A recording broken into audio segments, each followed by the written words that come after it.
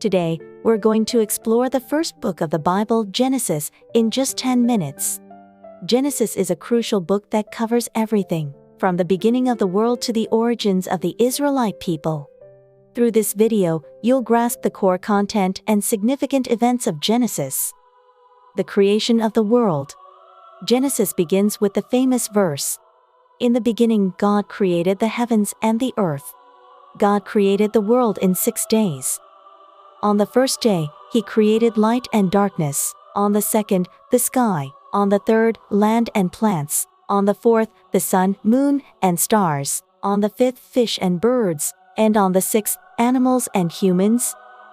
On the sixth day, God created humans in His own image, Adam and Eve.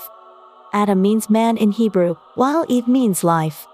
God commanded them to rule over the earth and all living creatures. God placed Adam and Eve in the Garden of Eden, a beautiful place, to care for it. While we don't know the exact location of Eden, the Bible describes it as near the Tigris and Euphrates rivers, suggesting it was somewhere in the Middle East. In this garden were the tree of life and the tree of the knowledge of good and evil. God commanded Adam and Eve not to eat from the tree of the knowledge of good and evil. The fall of humanity and the first murder. However, tempted by the serpent, Adam and Eve ate the forbidden fruit from the tree of the knowledge of good and evil.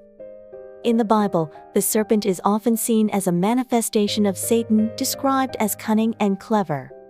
The serpent deceived Eve, saying, "When you eat of it, your eyes will be opened, and you will be like God, knowing good and evil." This event brought sin into the world, and Adam and Eve were expelled from the Garden of Eden. We call this the fall of man. God cursed them. Adam would have to work hard to eat, and Eve would experience pain in childbirth. After being expelled from Eden, Adam and Eve had 2 sons, Cain and Abel. Cain became a farmer, and Abel a shepherd. Both brothers offered sacrifices to God, but God accepted Abel's offering and rejected Cain's. Out of jealousy, Cain lured his brother to a field and killed him, committing the first murder in human history. As a result, Cain was cursed by God to be a restless wanderer on the earth. God put a mark on Cain to protect him from being killed.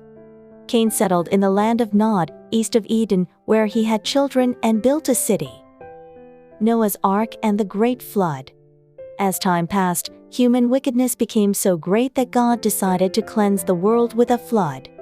However, Noah, who was righteous and walked with God, found favor in God's eyes and was saved along with his family. God instructed Noah to build an ark. The ark was enormous, about 450 feet long, 75 feet wide, and 45 feet high, comparable to a modern large ship.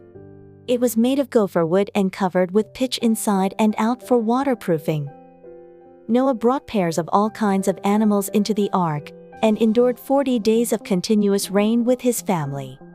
The waters covered the earth for 150 days, submerging even the highest mountains. All living creatures not on the ark perished in the flood. After the flood, Noah built an altar and offered sacrifices to God. God made a covenant with Noah, promising never to destroy the earth with a flood again. As a sign of this covenant, God set a rainbow in the sky. God also commanded Noah and his sons to be fruitful and increase in number and fill the earth. The Tower of Babel. After the flood, as humanity began to multiply again, they rebelled against God by attempting to build a tower that would reach the heavens. This is known as the Tower of Babel incident. The people settled in the plain of Shinar, believed to be in Mesopotamia. They said, "Come, let us build ourselves a city, with a tower that reaches to the heavens, so that we may make a name for ourselves and not be scattered over the face of the whole earth." This was a direct defiance of God's command to fill the earth. Babel is thought to have been an ancient city in what is now southern Iraq. The name Babel in Hebrew means confusion, reflecting the confusion of languages that resulted from this event. God saw their pride and confused their language so they couldn't understand each other. As a result, the people scattered across the earth, leading to the diversity of nations and languages. This story explains the origin of human diversity. the call of Abraham and the covenant. The latter part of Genesis focuses on Abraham and his family. Abraham originally lived in Ur, an ancient city located in what is now southern Iraq. God called Abraham at the age of 75 to leave his homeland and go to Canaan. Canaan refers to a broad area that includes modern-day Israel, Palestine, and Lebanon. God made 3 significant promises to Abraham. He would become the father of a great nation. His name would be great, and all peoples on earth would be blessed through him. Abraham migrated to Canaan with his wife Sarah and his nephew Lot. However, they remained childless for many years. Eventually, Sarah gave her maidservant Hagar to Abraham, and Hagar bore a son named Ishmael. But this was not God's plan. God had promised that Sarah would have a son, and finally, when Abraham was 100 and Sarah was 90, Isaac was born. The name Isaac means laughter, derived from Sarah's laughter when she heard she would bear a child in her old age. Abraham's faith was tested several times. The most dramatic instance was when God commanded Abraham to offer Isaac as a sacrifice. Abraham obeyed and was about to sacrifice Isaac when God stopped him at the last moment. This event became a pivotal moment, proving Abraham's faith. The stories of Isaac, Jacob, and Joseph. Isaac married Rebekah and had twin sons, Esau and Jacob.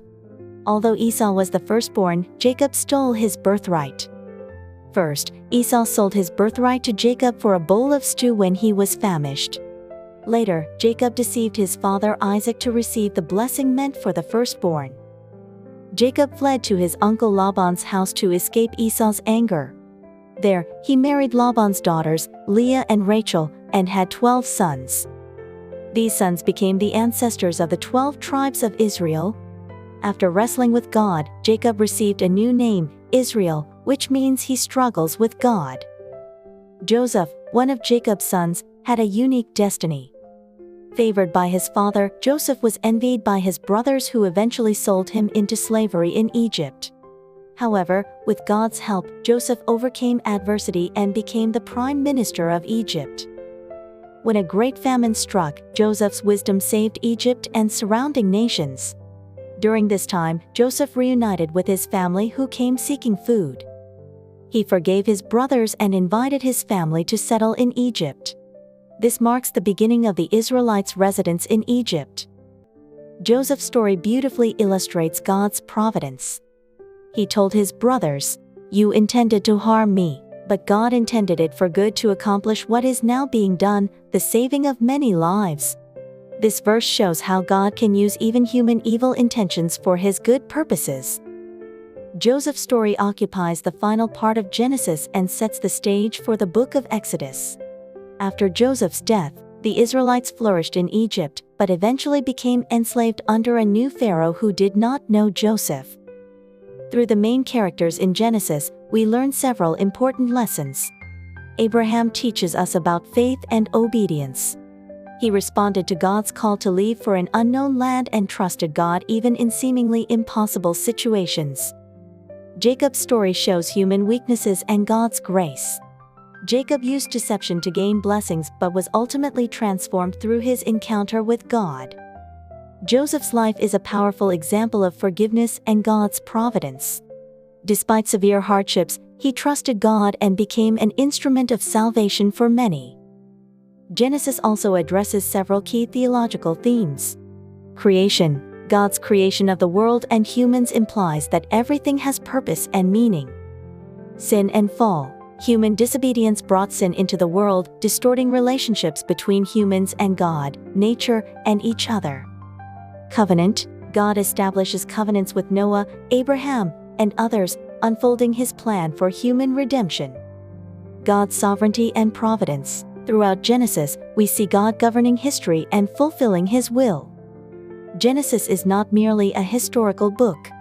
It's a crucial theological work that shows the origin of humanity, the problem of sin, and the beginning of God's redemptive plan. It also provides profound insights into human nature. Through Genesis, we can understand where we came from, why we are in our current state, and how God plans to redeem us. Genesis lays the foundation for the entire Bible. The story that begins here continues through the rest of Scripture, ultimately culminating in God's plan of salvation through Jesus Christ.